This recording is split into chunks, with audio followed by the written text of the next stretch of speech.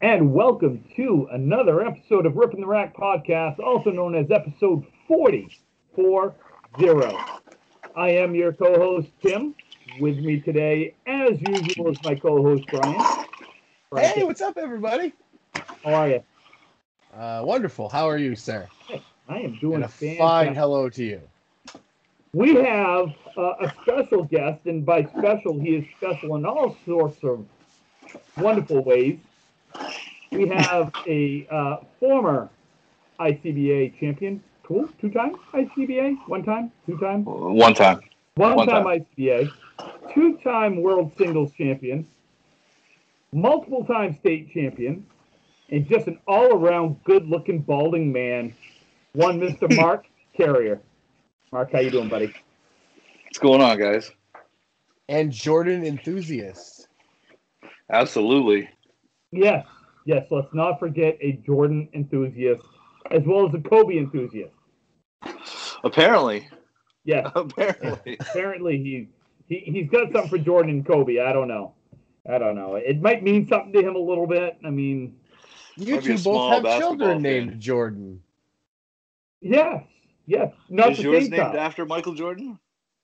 Can't believe I never asked you that. So long story short, we had picked out the name Dylan James for what was Jordan's name. So I was away when Jordan was born, and this was before cell phones. I didn't know. She went early. She was a couple weeks early, and I was away for the weekend, and she had no way to get a hold of me. I got home because we weren't living together at the time. Called her the next day. Called her at work. They're like, "No, she's not here, Tim." I'm like, "What? What do you mean she's not?" So I called her grandmother, and she was at her grandmother's, and she's like, "Hey, what time are you getting out of work?" And I'm like, I don't know. It was like 4, and she goes, "Okay, well, come to my grandmother's house." I said, "Okay." So I showed up to the grandmother's house, and she met me at the door crying, and I'm like, "Oh, what the hell happened?" Brings me downstairs, and she goes, "I had the baby," and I just went, "Wait, what? Where?" Wow. I'm looking like, where? And then they brought the baby in, and of course I cried. Did you just have it right now? I cried in tears, and I was like, "Oh my God, Dylan's so cute." She goes, "Dylan," and I looked at her and went, "What's his name?" And then she told me his name was Jordan. So I have no idea. I have no idea how she came up with Jordan. Her story is, honestly, she was like, "I was trying to name him. I forgot what we were going to name him, and Jordan was the first one that came to my mind." Oh my God, really? Oh, that's awesome. She said he just looked like a Jordan. So hey, it works. Yeah. So that's how. I mean, I know how yours came.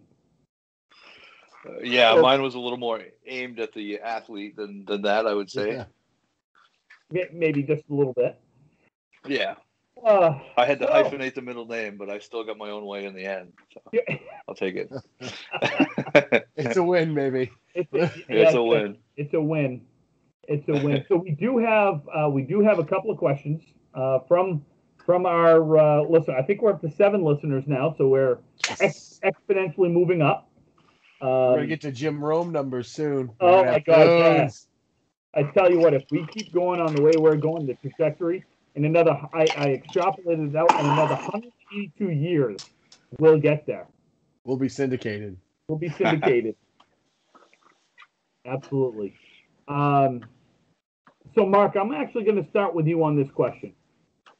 This is from our listener, a listener, not our listener, a listener that has listened to the podcast, and they would like to know if we think that flat gutters increase pinfall to a noticeable degree. So, Mark, I'm going to let you. That's a tough one. My initial instinct is to go with yes, out of the obvious observations, but I'm going to have to say that I don't think it does much. Honestly, I think it certainly has its benefits, but on the other hand, it also has its downfalls. I mean, it keeps more on the plate. keeps more in play, but that can also hurt you.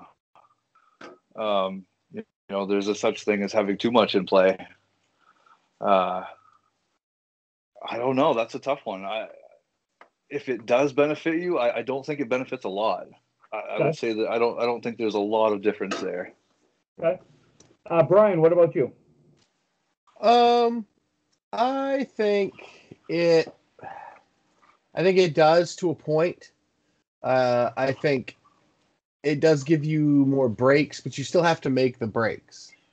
I actually think if you throw a softer, slower ball and leave more on the plate, it's going to help you a lot more than somebody that throws hard like the three of us do or other people. I think more deadwood for us is often a bad thing. So I think it does, but maybe a mark or two at the most in a series. I don't even think it's a mark a string. I think it's a mark a series, like a 3-string match. I think you might get one extra mark out of having a flat gutter. Okay. Yeah. Now, I have, all three of us have bowled quite extensively in Canada, where the flat gutters are a little more prevalent than here in the States. Let me pose this. Now let's take those flat gutters and let's angle them just a little bit from the wall towards the pins. How much is that going to play? Mark, what do you think? Because and the reason why I ask this is I have my theories on this, and I'm just curious to see. Rockport used to dip in like that, didn't it? I don't. No, they actually aren't really flat anymore. They kind of tried to hollow them out once with a rubber mallet and some PVC pipe, and I was going to say, have they changed over the years at all in Rockport? Not really. I think they were just flat. They were flat gutters at one point. They weren't angled, I don't think. No, they were never angled. Yeah. Well, what about this? How do you guys feel you bowl in Rockport versus in other houses, as far as your average goes? If you were to start a league in Augusta right now, do you feel your average would be similar to that in Rockport? Oh my God, no! I'd be a lot higher in Augusta. I would have a higher average as well. And they have gutters. Rockport's tough right now. Yeah. And talking to Jason, we're kind of at a loss because, as he said, he goes, I'm doing the same things that Joe did. So Joe was the previous owner. When Joe owned it, both Jason and I were fighting for high average. I think it was like 3 years in a row. The first year I was 130, the next year was 129, and the next year was 129. Since then, it's been 126, 124, and this year I'm at 121, and Jason's at 120. Wow. No idea what's... Obviously, the pins are a little older. And it's not consistently bad every week. It's just a temperamental bitch right now. Yeah. Mm-hmm. Yeah, like a couple of weeks ago downstairs, I went for, what was it, Brian? 464? 469? Something like that. Yeah. Wow. Downstairs, which is deep gutters. I mean, everything's totally different. So there are gutters downstairs. Yes. Yes, those lanes are illegal. Yeah. They're actually from the old Rockland Bowling Center. So I think the immediate response is that they do, but when you put a lot of thought process into it, I don't know if it improves it as much as it seems right out of the gate, And I don't know either, because when we bowl in Moncton, which has flat gutters, I struggle for some reason in Moncton.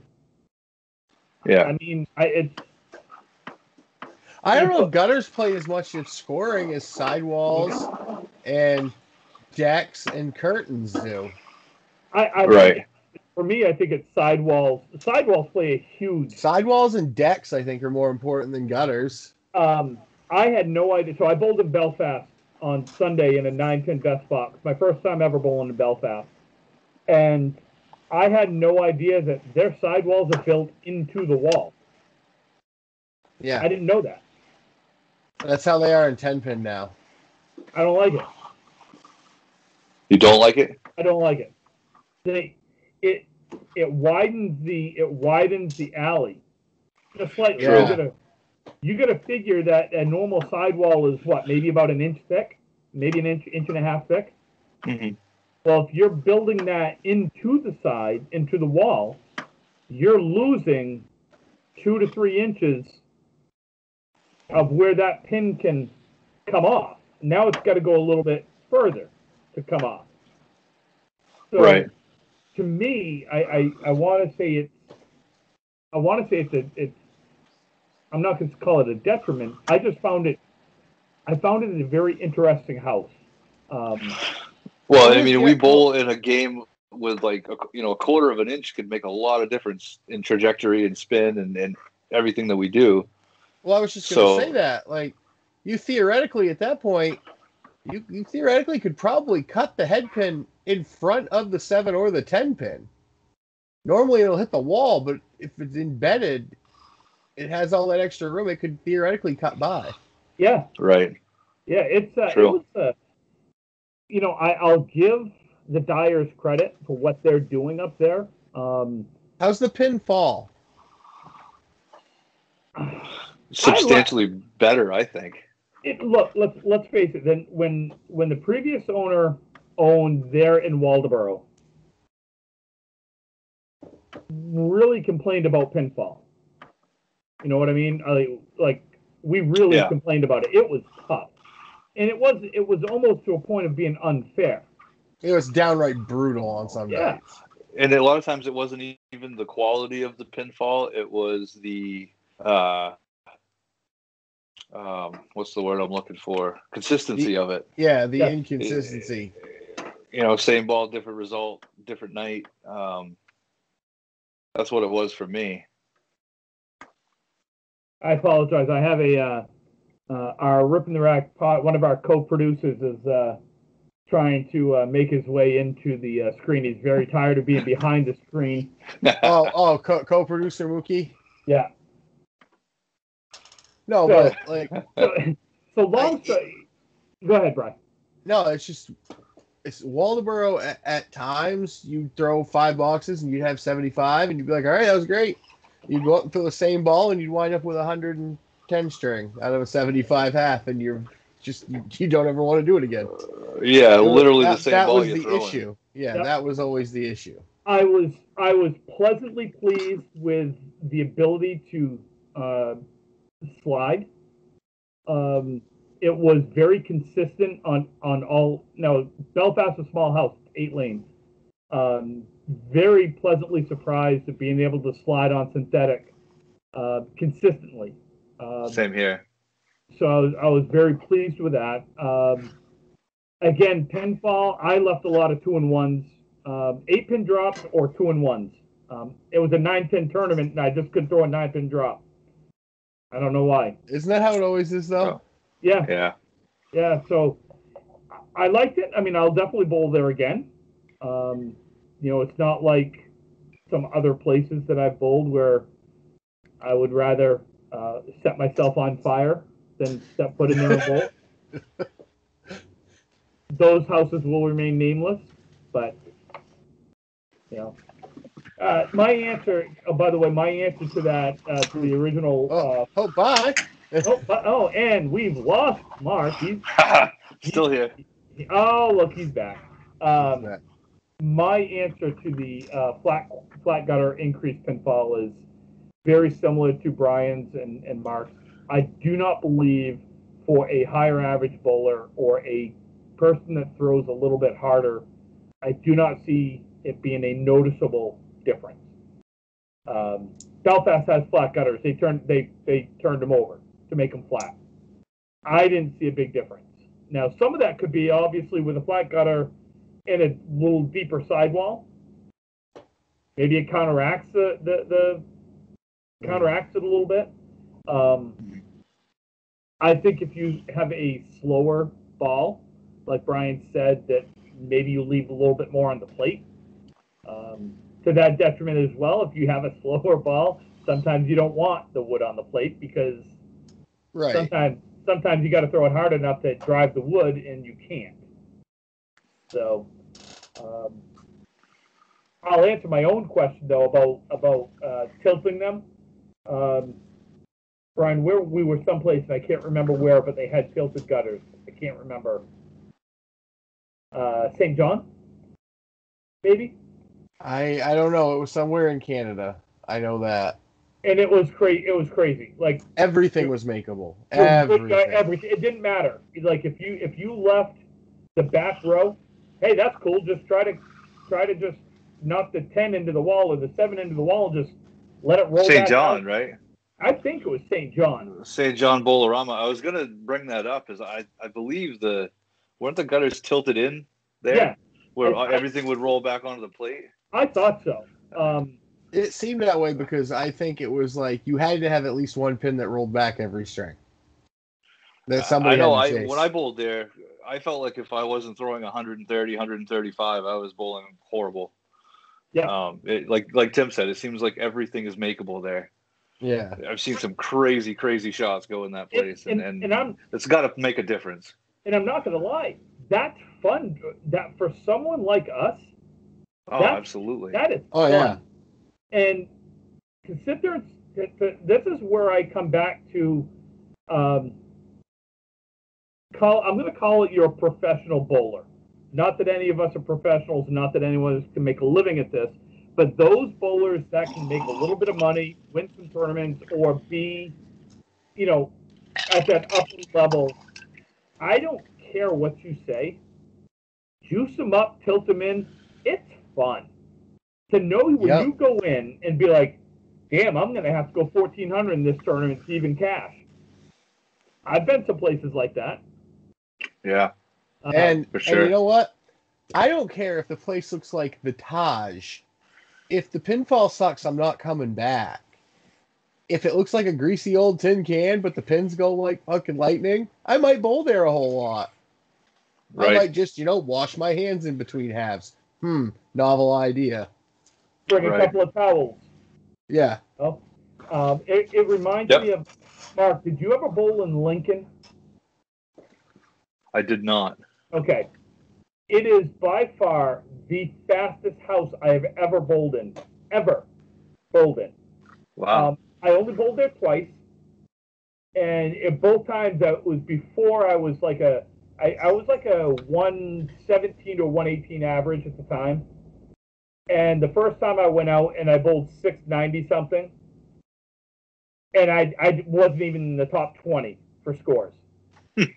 Charlie went I don't even remember, what, 740, 750, and he broke 3 pairs of glasses because he was so pissed that he missed shots. Wow. Oh, poor Charlie's glasses. Wow. The next time I bowled there the next year was the first place I ever went 700. So I bowled there twice, and I went 690 something, and then I think it was like 720 something. But it was one of those ones where, yes, the ball came back greasy. Guess what? I had 2 towels. Right, just plan on it and make adjustments accordingly. We all bowled in Gardner. Usually, if you don't have dirty hands, you're not happy. That's generally the consensus, I miss Gardner. There's a difference between, I miss Gardner so much. Yeah. I mean, there's a difference between grease and what you're putting on the plates. Right. Grease is dark and black. What you put on the plates leaves usually a clear ring on your bowling ball. Right. Yes. Thank you, Brian, because people are like, that's grease. That's not grease, folks. No. That's called lane conditioner. and that just helps you throw an 80 half. Right. Yeah. So, use a towel, wipe a ball down, take an extra 5. There's no shot clock. There's nothing that says you've got 30 seconds from the time you pick up a bowling ball and you've got to throw a ball. And who knows, if you bowl faster and you slow down, you might even bowl better. Right. Let's move on. Novel concept. It is. Let's move on. I got one more little bit of questions, and then I'd like to talk a little bit about Mark's career and bowling and stuff. So we have a question from Ivan Drago's cousin. His nephew. Hi, Ryan. Brian just blew it by saying Ryan. Thanks a lot. Womp, womp, womp. Ryan Drago would like to know first. He did want to let us know. Ryan Drago wants to know. Hey, ho, ho. Ryan Jago wants to know. Shut it. Anyway, Ryan, I appreciate this because he did say he took the time to figure out the question and kind of how it applies and so forth. So, no shit. Okay, backtrack. We're not going to ask this question yet because this pertains to a conversation we're going to have with Mark. So his question is, two other questions is, who do you think has the most overall television appearances on Candlepin bowling shows? Tommy Ulster. Oh, yeah. But Tommy Ulster didn't really bowl on the Channel 50 one. I think he only had 5 or 6 appearances. So Ryan thinks that Steve Vadney might have the most. I bet Kobe would nail this without even second thought. He watches so much Candlepin bowling on YouTube. That's literally all he does. I just watch myself. Okay. I bet you do, sir. I bet you do. It's on a loop. In fact, it's running right here. You can see it in the background. You can see it if I turn Plays my in the phone background. on. Yeah, yeah. When you walk through my door, it's like, oh, the shrine of Tim. That's a tough one. I'm just kidding. That is a tough one. My initial thought, Brian, was just like you. My initial thought was Tom Olsten. But then I got thinking of how many times like Vadney bowled. There's another one. Holbrook has bowled a ton on TV. Peter Flynn. Yeah. Peter, Mike Jack Morrison. Klein. I mean, there was a lot of TV shows back in the day. You know what I mean? You had a lot of double stuff too. You had your Channel 5. You had that Stars and Strikes. What was that? Channel 50 at Leda Lanes. Big Shot Bowling. I think that was Nesson. I think. You had the Augusta show too. That was big in Maine. The Augusta yes. show. Philadelphia Channel 9. What was the name of that? Candlepin Action. Candlepin Action. And you know what? We've all been on it. That's where I met you, Brian. And you, Tim. Is that right? Guys, actually. So I remember. Mark had to bowl my dad. Everybody always used to tell me how much of a dick you were. And then I finally met you, and I'm like, he's not that bad. And then you got to know me, and you were like, man, he really is. I was like, wow, yeah, they knew what they were talking about. Wow.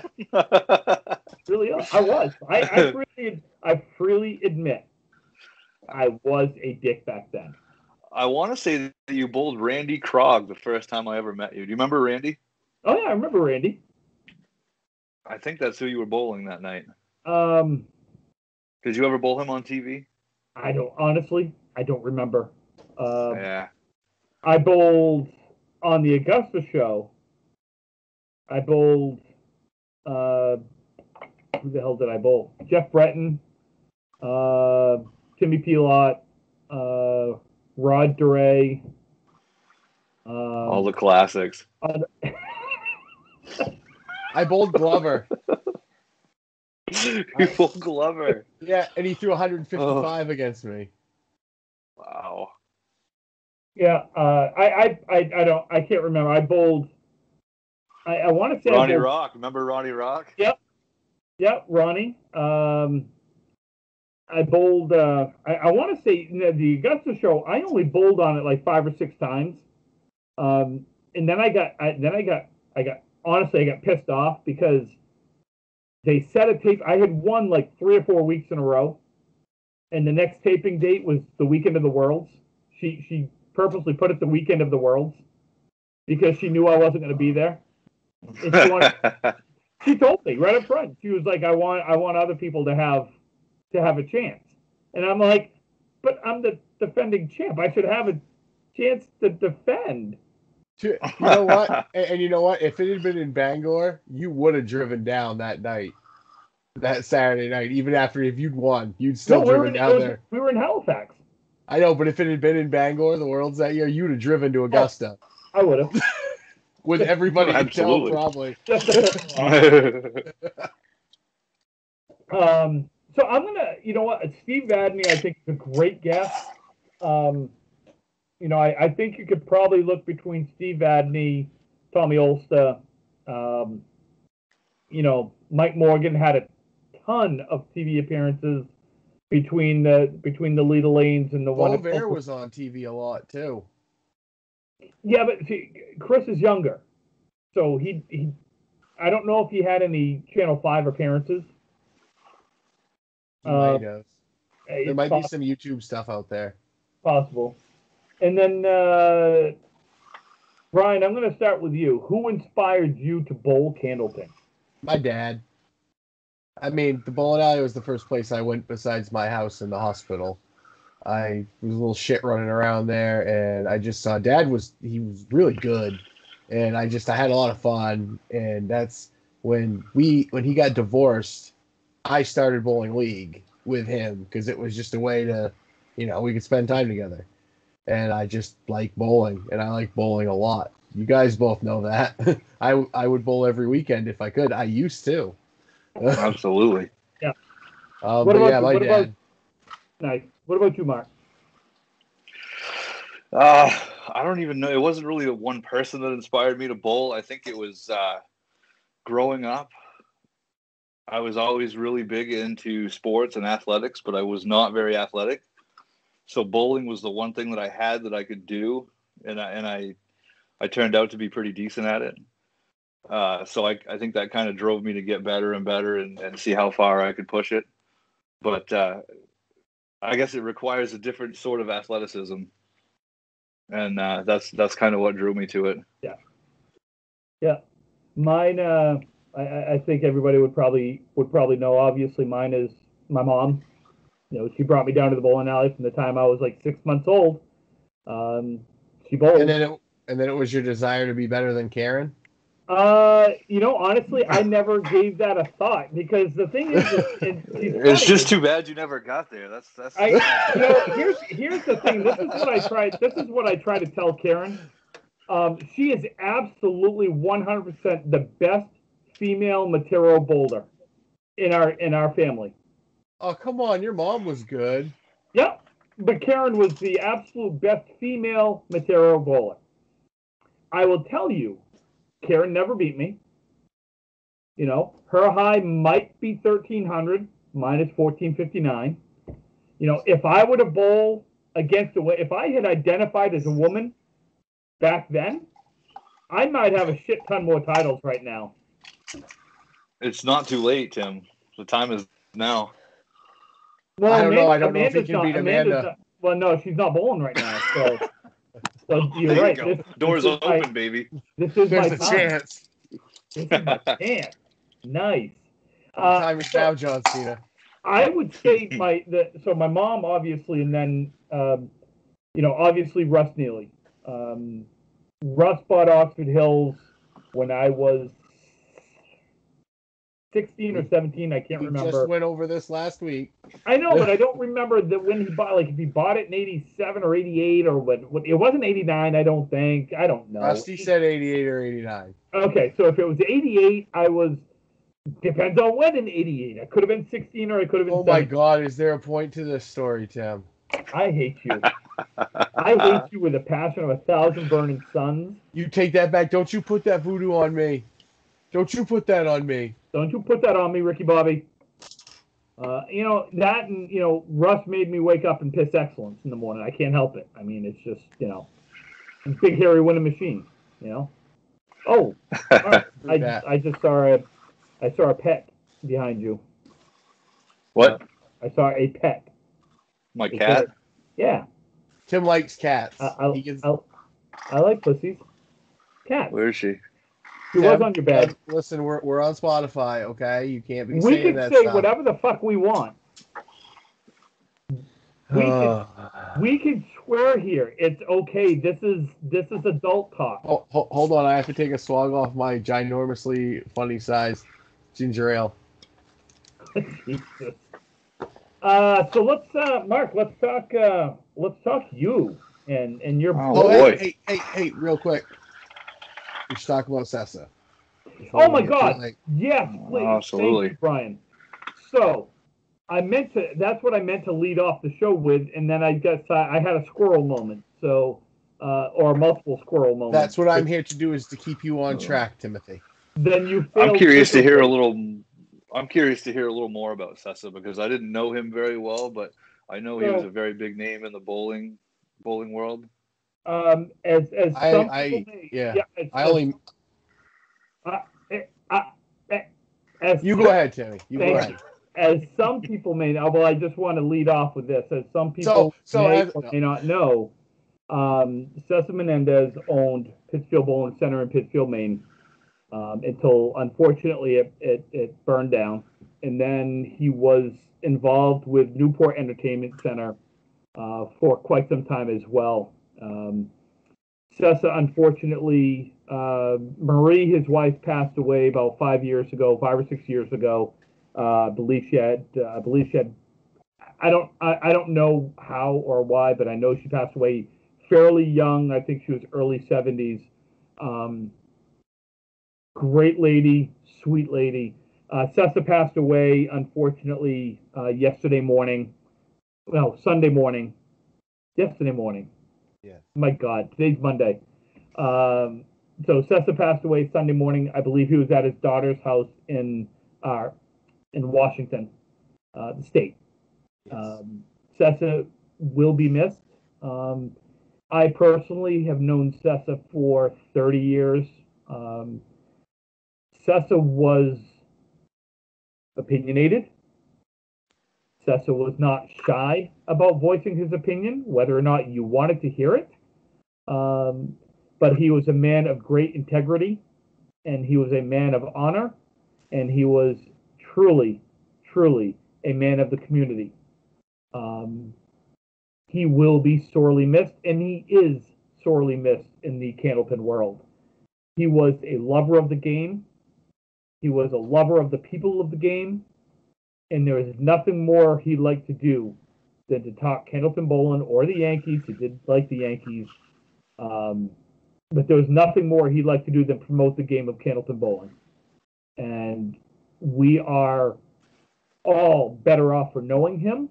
Those of us that were lucky enough to call him a friend, those that were lucky enough to have known him, understand that we are better off for knowing who he was and who he is. So he will be missed. My deepest thoughts and condolences go out to Cessa's family, his daughter, I believe he had one grandchild, I think. So again, the sport lost a big promoter of the game. So that's I'll lead off with that. But anyway, so Mark, you wanted to know a little bit more? Like, I don't know much about Cessa. Okay. So the cool thing, and this is from an outsider's point of view, meaning I was not a league bowler at Pittsfield or Newport, but Pittsfield Bowling Center is probably one of my top 3 all-time favorite bowling centers I've ever stepped foot in. I've heard a lot of good things about it. It was, I would call it on the faster side, but extremely honest. Meaning if you were throwing a good ball, you were going to be greatly rewarded. If you were throwing a bad ball, oh, you were in for a long day. I bowled some pretty low totals there. I have bowled some pretty big totals there. It is one of the places I've gone 1,400 a couple of times. Oh my God! Look at the kid. Hi, kitty. There you go. Say hi, Pumpkin. Pumpkin. Oh, squirrel. Sorry. Cat. Sorry. Tim likes cats. Cessa was, he knew. So my first time actually meeting Cessa, and I'll do a quick story. The old states for juniors used to be East and West. So East had their own tournaments, West had their own tournament. Western Maine had their own stuff, Eastern Maine had their own stuff. The winners of each would then meet for the state title. So I think I was 14, maybe, and a little old team from Oxford Hills. Now this was before Russ owned the bowling alley. Won the Western Maine title, and Cessa's team won the Eastern Maine. Well, we had to bowl at Oxford Hills, and Cessa came in, and proudly boasting how there would be no team that could beat his team. They were undefeated. They will remain undefeated, and nobody had a chance of beating them. To which point they proceeded to lose to us. And I made this 7, 8, 9, 10 with no wood. So I made the back row with no wood in the 8th box of the 3rd string to kind of put the tournament away. We need video or it never happened. Completely did not mean to make the shot, by the way. It absolutely 100%. I will say this to my dying breath. I did not try to make the shot. All I was trying to do was get an 8 out of the box. Where'd you play it? I cut the 10 into the wall, and it came back and took the 9, and then it was just a domino from there. 9, 8, into the 7. I turned around, and Cesar just shook his head and went, I can't believe that you just made that shot. I don't even think I went 300 for the 3-string nine. I don't think so. I bet I was somewhere in the 290 range. But the one shot I made was the back row, so there is that. Brian, did you ever deal much with Cessa? I met Cessa a couple times, mostly my younger days when I just started bowling in Bangor. He was still kind of floating around, talking to Charlie, and when Newport opened, it was around that same time. That's when I kind of met him, and I met him a little bit through the forum. You guys remember the old forum? I do. Yeah, we talk a little bit back and forth on the forum and stuff, because I used to run some best boxes in Oakland Park and whatnot. And yeah, at times I met him, he's a wonderful man. Yeah. He, the cool thing about Cessa, there's 2 things that really stick out. Was one, when you bowled in a tournament at his house, he paid out for doubles and triples and quads. Cash, on the spot. Mm-hmm. I've heard this, I think. Yeah. So, I know that I came in second in the tournament. Mark Smith beat me out. I was 14.05, I want to say, somewhere in that range. And Mark was 14.20-ish. And I walked out of there with close to $300 in cash because it was like $25 for a double. A triple was $50. And I want to say a quad was another 50, so it was $100 for a quad, something like that. But what it would do is he'd see you throw a double, he would walk right out with cash in hand, and he would hand it to you as you were bowling. Like, he wouldn't wait until you're done. He would hand it to you. Put it in your pocket. I threw the 3rd one. He handed me $50. Put it in my pocket. That was at the half. I got up. I threw the next. Yeah, I see. Angie's pointing out that Mookie is. Hold on. Oh. Hello, Mook. Say hi, Mook. Mookie. So that's our podcast producer, folks. That's our podcast producer. Riveting TV right now, by the way.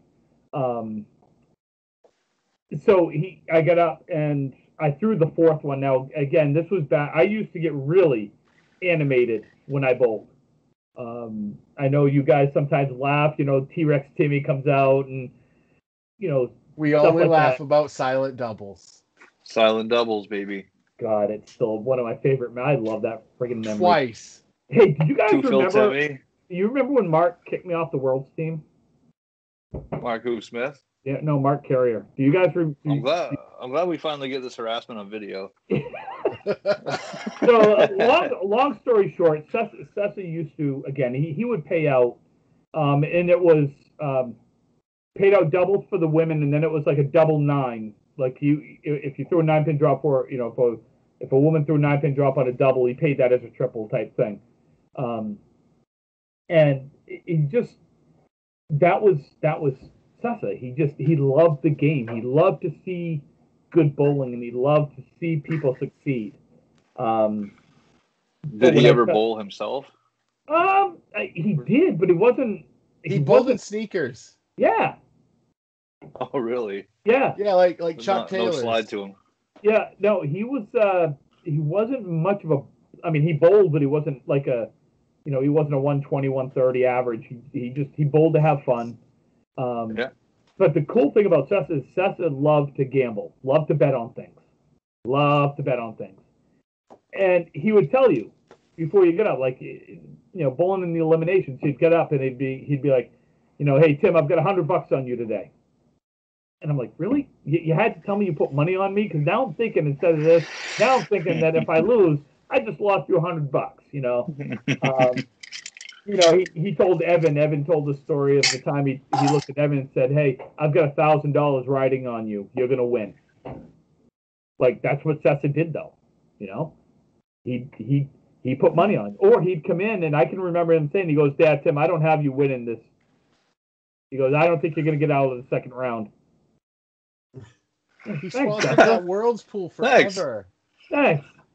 You know that? He sponsored that World's Pool forever. Yeah. So, again, Sessa, thank you. Will be missed. You will be missed. And some great friggin' memories with you. I hope he's just watching. I hope he's looking down and watching all of us bowl and have fun and really, again, just I would have loved to have had him on the podcast eventually, but unfortunately we never got to there. So, Mark, let's talk about you. Go ahead. All right. What do you got? All right, we're done. Yeah. All right. Well, that about wraps it up. No. What's so? How long have you been bowling? I have been bowling for. I'm 39 now. I've been bowling ever since I could walk. Ever since I could remember. I grew up across the street from a bowling alley. I see some people bring it up on the Candlepin chat every now and then.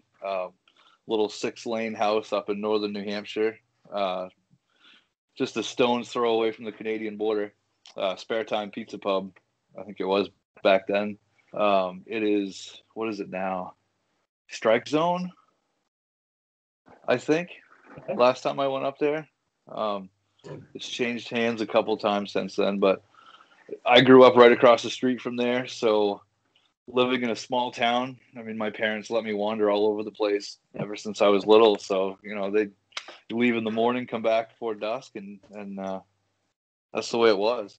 But I'd often find myself over at the bowling alley, and I used to go in there and talk to the owner and have fun over there, and he would let me fold pizza boxes to bowl free strings. And that was kind of my currency to pay for my bowling when I was younger. That's cool. So that's how it started, and a lot of times we're gravitated to things we're good at, and I slowly started to improve, and that kind of drove me just to get a little better and a little better, and I found myself doing it all the time. That's so cool. I got started on the men's league when I was like 14 years old. Oh wow! At that same house. Same house, yeah. I grew up there till I was about 18, but I think I was averaging about 110 when I was 16, and that's probably damn near 130 in any other house because they have never ever seen grease on the plates there. I don't think they've ever. They are drier than the desert up there.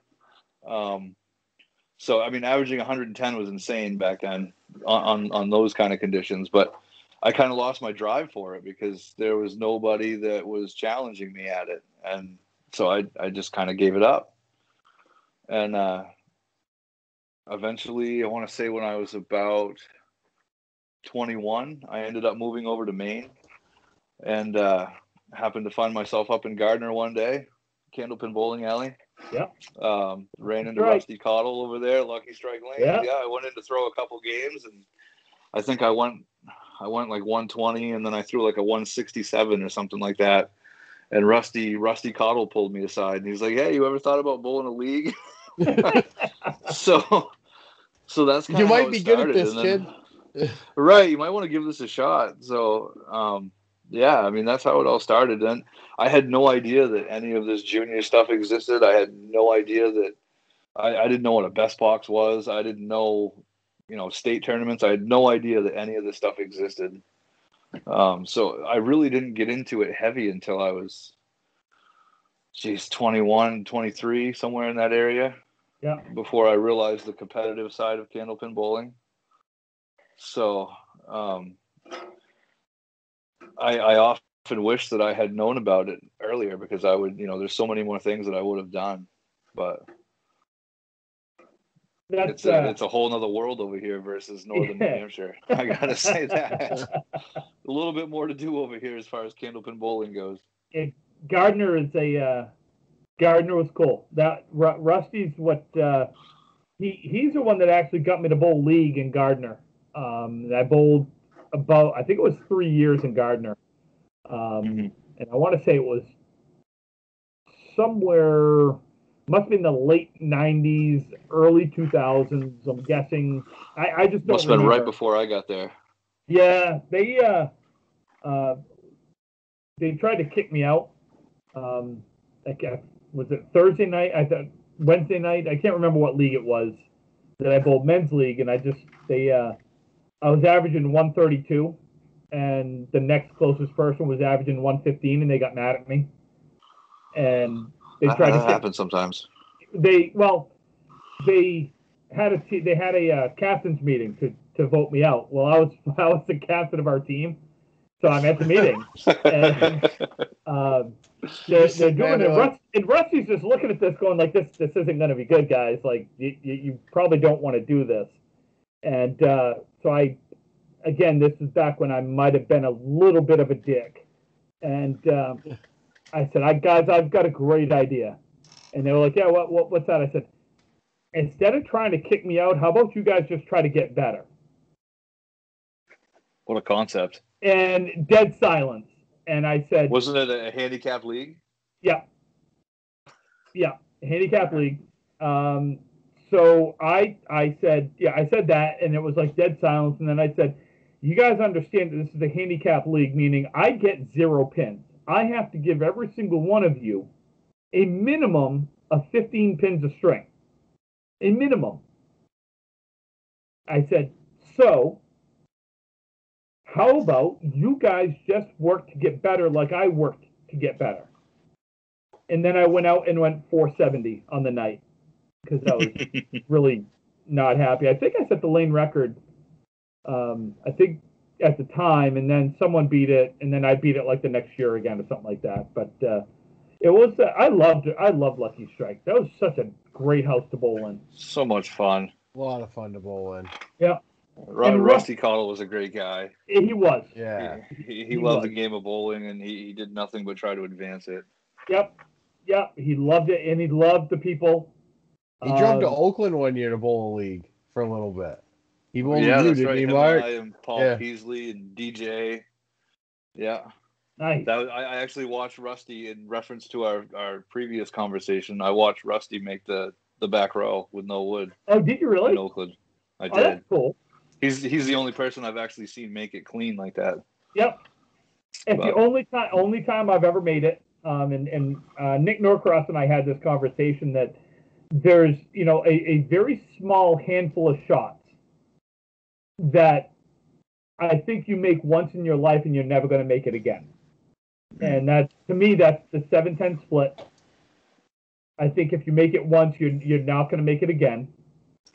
The back row, and then the 5-7-10. Yeah. Again, with no wood. Clean. I made the 7-10 once for a 10, completely pissed off that the shot didn't go. I had a shot, and I nailed it. It didn't go. I picked up a ball, and I hucked it. And took the 7-pin straight back to the curtain. Off the curtain, came back, hit the wall, rolled over, and took the 10. I was so pissed off, I didn't even realize I made the 7-10 until the next ball.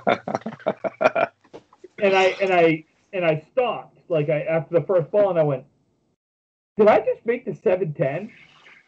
And they were like, yeah. And I'm like, why didn't someone say something? They're like, well, he just didn't want you to throw a ball at us. So Mark, what's do you have a 200? You do. I don't. You don't? I have several 197s, but I do not have a 200. Wow. No. Okay. That's another one of those that surprises me. Craig Holbrook not having a 200 surprises me. Absolutely. I've watched you bowl enough and I've bowled enough with you that you not having a 200, that surprises me. Yeah, it's been one of those milestones that haven't quite got there yet. Just good for 7 or 8 boxes, but those last 2. Where'd you get your? Is 97 your high? Yeah. Where'd you get that? I've got one in Gardner. I've got a couple in Augusta. And I actually had, I think, 1 or 2 at the Spare Time Pizza Pub in Colebrook. Oh, wow. Which, I mean, yeah. Again, on dry lane. It's probably lane record. I figured, if I threw a 197 at the Spare Time Pizza Pub, maybe I'd have a shot at 200 in Augusta. But we haven't gotten there yet. It's a work in progress. I do not have a 200 in Augusta. I had a chance. I at 198 is my high in Augusta, and I still kick myself because it was a spare 3 in the last box. Oh. Yeah. The one I took out the 185. Oh my God! I thought I had it. I was throwing a great ball. I'm like, I got it. I know. I need 5 for 200. Just keep it in the middle. Yep. And I absolutely kept it right smack in the middle. I threw a 179 in the state mixed teams in Augusta, and then the next Mark was there that next Monday night in league. I threw a 173. Nice. Those are my 2 highs in Augusta. That's right. And and unfortunately at Gardner, I did not have a 200 there, and that kicks me because I went double strike 2 in the 10th box. Wow. World style. 195. 1.5? No, quarter pin. Half was to right. One of those ones where I knew I'm standing there. I'm like, okay, I'm on a double. Yeah, I'm on a double. I've got a chance at a 200. Just throw it instead of just keep throwing the ball. I'm like, okay, let's just hit it to the head pin, and I babied it, and quarter pin right. So, Mark, tell us, what are some of your kind of favorite memories from bowling? Oh, that's a tough one. There's so many good ones. It's hard. I mean, it's hard to pin them to accolades and things that have been achieved, because a lot of the times when I'm in the moment, I have a hard time remembering that moment. I'm sure you can attest to it. Your adrenaline's running. Things are amped up. Looking back on it, I have a hard time remembering those situations and exactly what was going on around me. It seems kind of daydreamy to look back at it and try to relive the moment. The one thing for me that sticks out as far as bowling goes, all competition aside, is the people and the memories that you make and the groups of people that you form, and the bonds that are made in a bowling alley, because it's over and above. It's over and above things that you can create in other situations. I mean, you're going to meet people and do things and say things and hear things in a bowling alley that you just simply would not in other places. I mean, you guys know what I'm talking about. Yep. It is, boy, girl. It's like nothing else. You know what I mean? You can't recreate those memories anywhere. Yeah. And that's one thing I learned when I came over here and I started competing. You get into a certain clique and a certain group of people, and it changes over the years, and you meet so many new people and you have so many fun experiences, and that's really what it's about to me.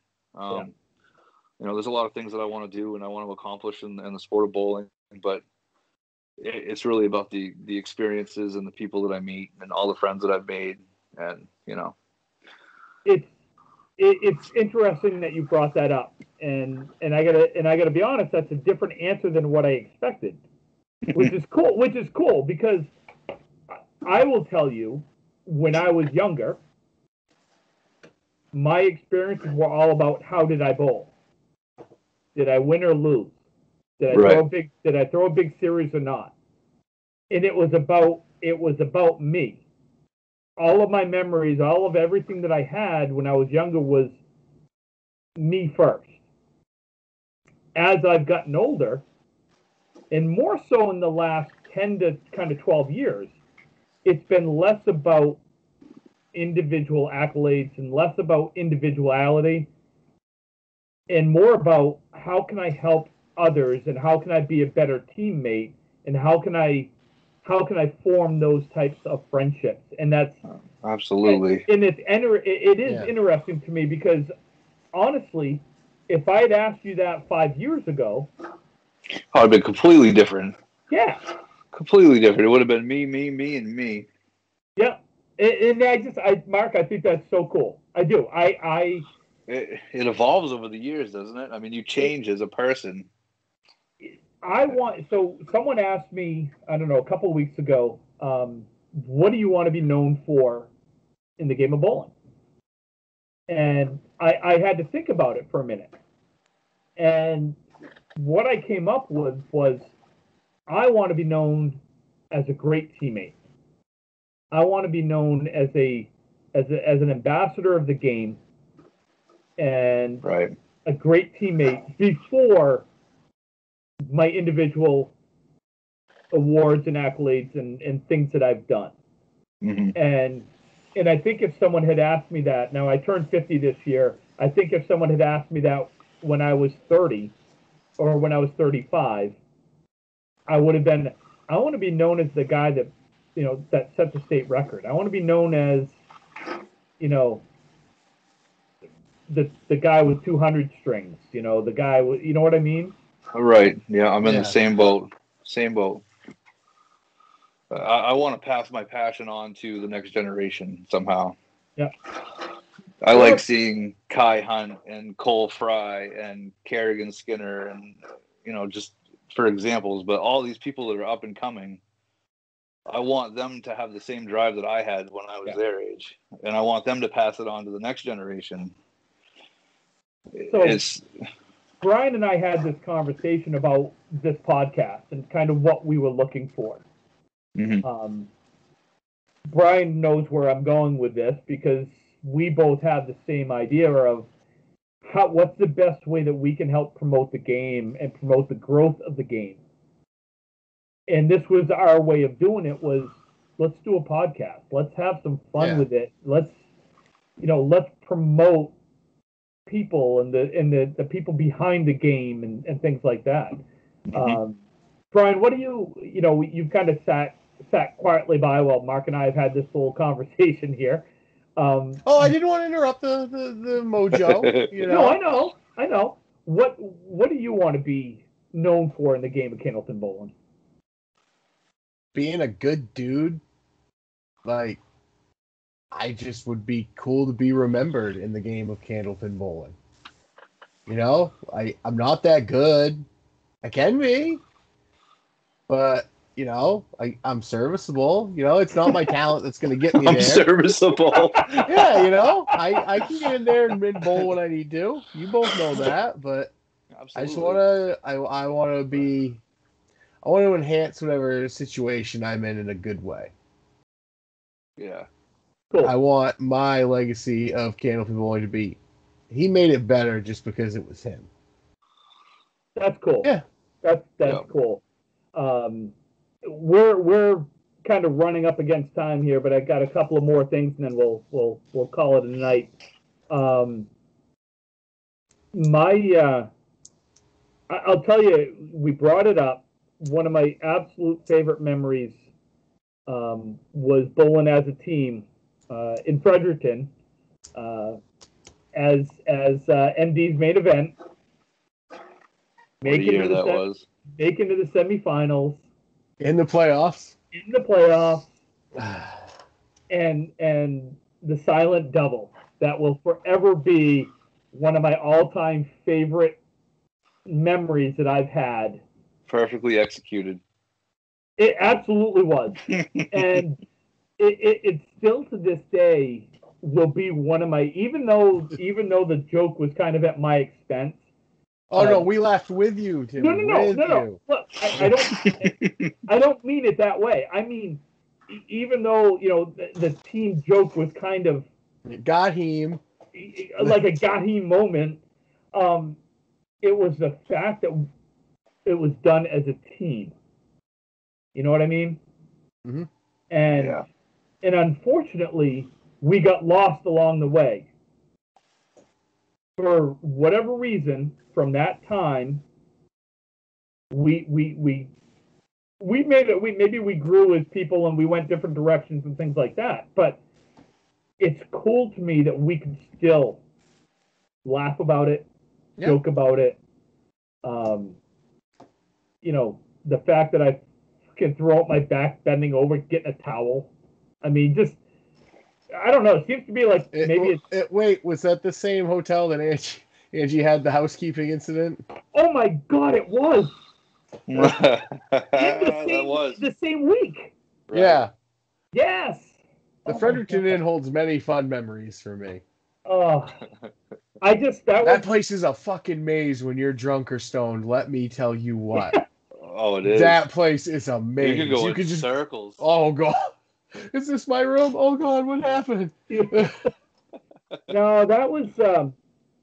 If I could go back, and someone's asked me this before, because I've bowled on a lot of teams in the world. If I could go back, what would be the team or teams that I would go back to?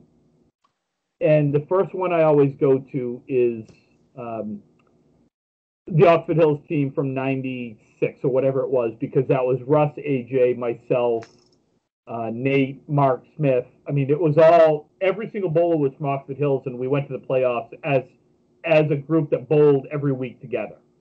And the second team I've always said is that team in Fredericton. MD's main event from that team. What a good time we had. That was the one thing. I mean, we all got along. We got along off the lanes. We got along on the lanes. We had fun. We battled Friday morning to get in the playoffs. We did. And you know, it's one of those things that, unfortunately, you know,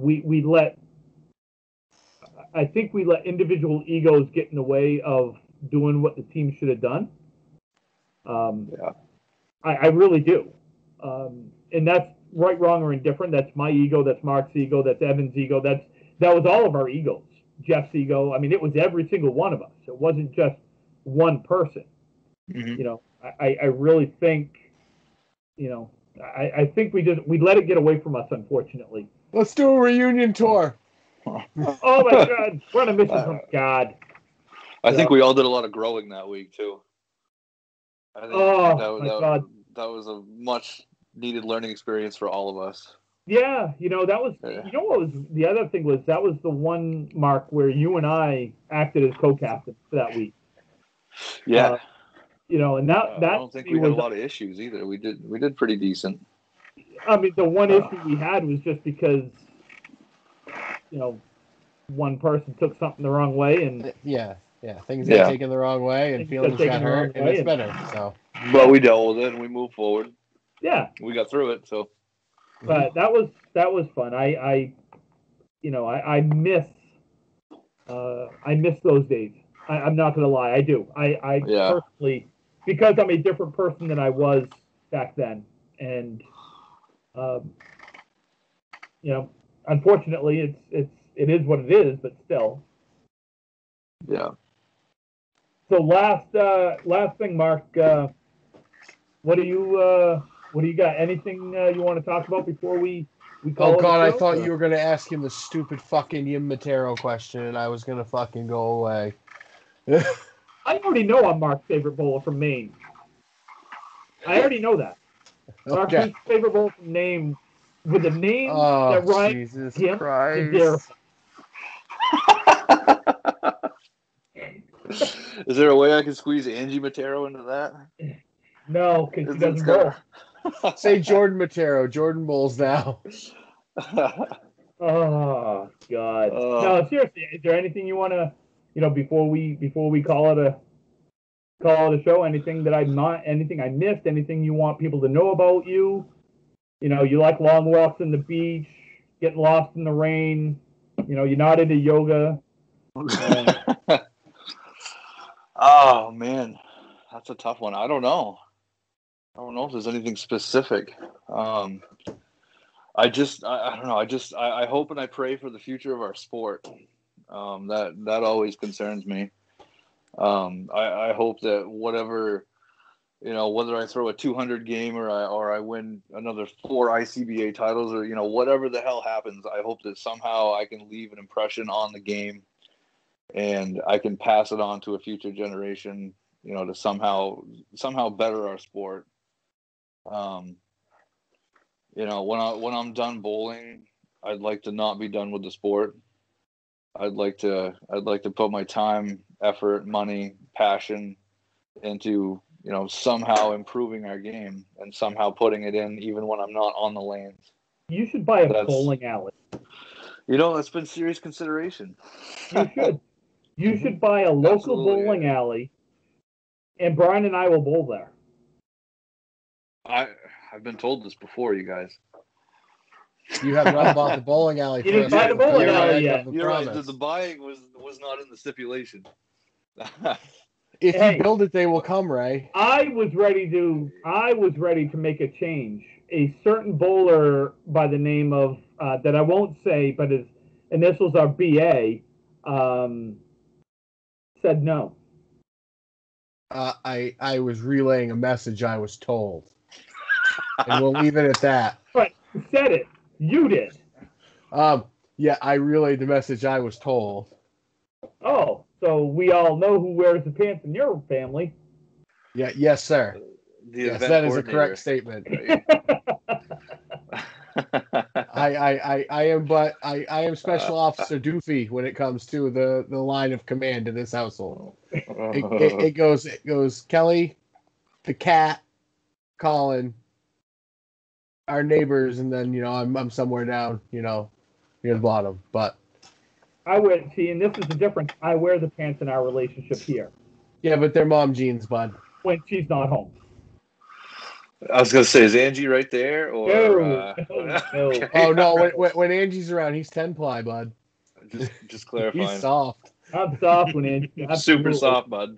Super soft there, bud.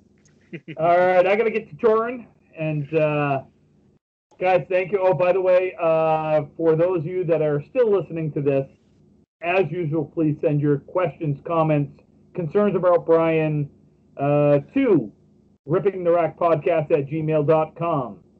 You can find us on Facebook and Twitter at Ripping the Rack Podcast. You can find us on YouTube at Ripping the Rack Podcast. Brian, where else can they listen to us?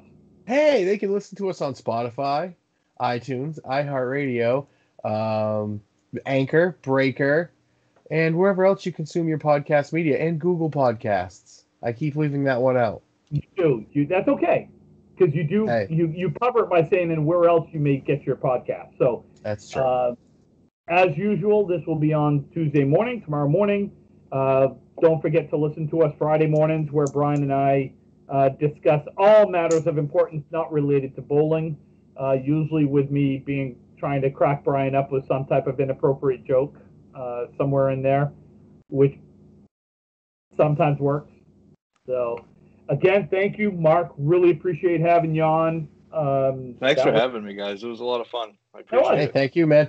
It was a lot of fun, guys. Right. For the listeners, thank you. You know where to find us.